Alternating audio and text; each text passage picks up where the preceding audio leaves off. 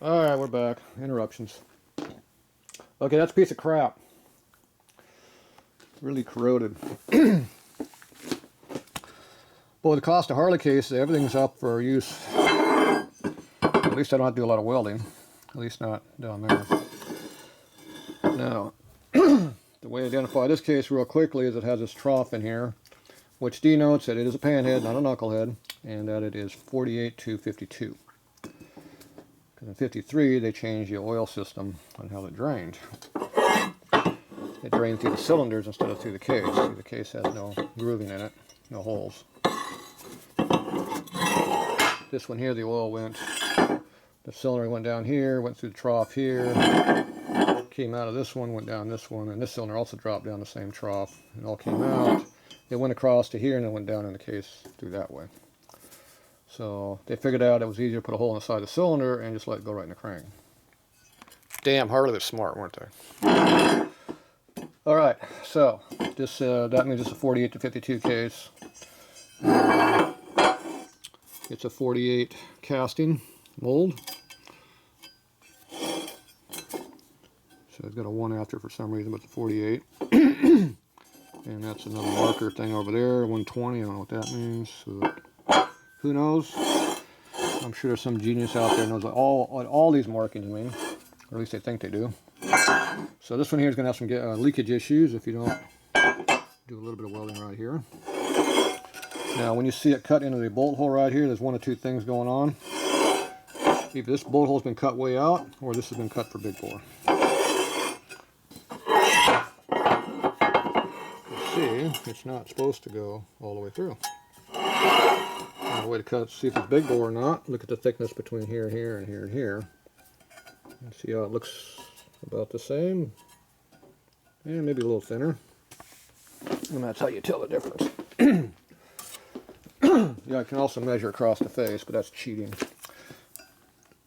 Okay, so it looks like that's a little bit over a 1/4 inch. And this one here is about the same. So I think it's just the hole's been screwed up. Next thing is you measure across the surface here. Roughly about 11/16 there, roughly. And this one here, you see that's under 3/4, so same thing. You know, it's rotted here, so I'm a little bit deeper, but so it's a standard bore case. It's just someone who's opened that hole up a lot. Butchered. Mr. Butcher got a hold of it before they threw it out in the ocean. There you go. So to use this case, you have to do something about this area here for sealing. JB Well works really good for stuff like that. It fills in the void so it doesn't leak. As long as the gasket still has something to go against, you're good. Excuse me. The case race is obviously going to be bad. A shocker. Alright, so you go around over here, you're going to have some numbers over here to read. I'll tell you the year. So, looks like I'm guessing that's going to say 51. So this is a 51 case. I can also see some more breakage going on here. Loose motor mount bolts. Yep, skid plate rubbing on it. More eating away. Damn, throat. Alright, so this is a 1951 panhead case. And then for some reason it broke right where the number boss is. Like I said, I'm not sure why it broke there, but it did. It had to be repaired. There's no evidence it cracked, so yeah. Yeah, sure. You guess I know what's happened now. Okay, this one here, we know this is a later case for sure. It's got Timken, so that makes it 55. And a little bit of skid plate here damage, but not much. Light corrosion, which doesn't really hurt anything, not like this one where it's heavy corrosion. So the number boss is thinner on this one for some reason. Not sure why there's not much buildup there. It's supposed to be a lot thicker, you know, like out to here. I'm not sure what happened there. They must have crashed and you know, skid across the ground a little bit, knocked it down a little bit. But so this one here, it's got a lack of material for whatever reason. It's got the Timken bearing. The races might be bad. Still looks like it's got threads in there, which is good because that's what holds it together.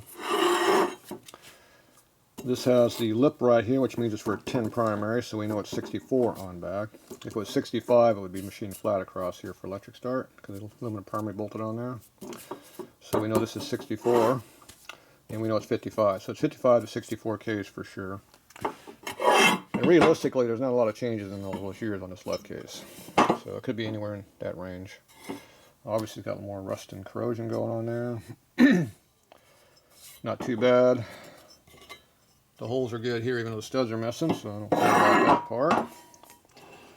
So this case here is a pretty nice case, except for the number boss is mysteriously thinner than it's supposed to be. And this is a 55 casting mold. It's got an E change on it, so it's been changed, what's that, 5, 6 times, 7 times? Whatever the letters are. Alright, yeah, so you go over here for the year, and there's your year. And that is hard to read. So one way to make it easier to read is spitball it. Put a little spit on there helps sometimes. In this case, it didn't really help too much. I'm sure it's easier to read on a video than it is on my eyeballs. That looks like a 6 and a 2 to me. So I'm going to guess this is a 62 case. It's the same year as that one over there. So there you go, replacement case for 62, except this one has no numbers on it. A minor problem. Alright, so this looks like a decent case, except for the lack of numbers. So basically it's the same as this case here, 62. Now this case here, it was in a crash, and the cylinders, the frame probably bent way over and it knocked the whole top end off the bike. And this whole thing's sheared this way. So it broke. You look at the brake line, this is a break, not a cut. So it broke cleanly this way, and you can see how it rolled across this edge right here. So it went this way. So the top end went like that, broke clean off. So, so this is a good sample of how high to build, but I already know how high to build. You just put a straight edge here to here. That's how high you got to build, because that has to be welded back up. So, or you find another case like this, but yeah, one with a number would be nice. Alright, so that's 62. So we had what, a 51 and a 62. This one here was a 58, 45 case. The only real difference on these from 37 to the end was that they changed the generator. 58, they went to this design. Other than that, they're all the same the whole run. On the W series motor, the R series motor earlier was a little different, but on 37 on up, they're pretty much the same. They did do a main bearing change in 40. So this has the open hole on it, so this denotes it's a 40 and later. Before that, it had a little small hole in it. There's a stepped shoulder type race in here, and that was 39 on back. Kind of a stupid design, but you know, they had to figure things out. So these are pretty generic. They fit lots of years. You know, these don't get damaged as much as the big twin cases. So this looks like it's broken out right here, but it's actually not casted in there. Back in the old days, they had horrible oil rings and horrible oil to go with it. So stand up on it easier somehow. So they had these baffles in here to keep the oil from getting up on the cylinder, so it wouldn't flood all the oil out of the motor. That also didn't lubricate the cylinders very well either, but minor problem. So they found out the rear cylinders like to seize up a lot, so they let the oil come up the rear. So the rear one could suck all the oil up and burn out the motor, but the front one was still trying to keep it from sucking all the oil out of the motor, so they let it run hotter. But with the air hitting the front cylinder, it didn't get as hot as the back, so it worked. Me, I cut all this stuff out and put good rings in it. Then don't worry about it. Then it lubricates and doesn't have oiling problems. And use good oil too. It's always a good plus. Alright, so we're going to go ahead and clean all those up, and we'll show them what they look like after we clean the stuff up. Makes it look a lot better after you clean it. Except maybe that one, it'll uncover more bad areas. It's always a problem when you blast stuff that's nasty looking. Oh well, there you go.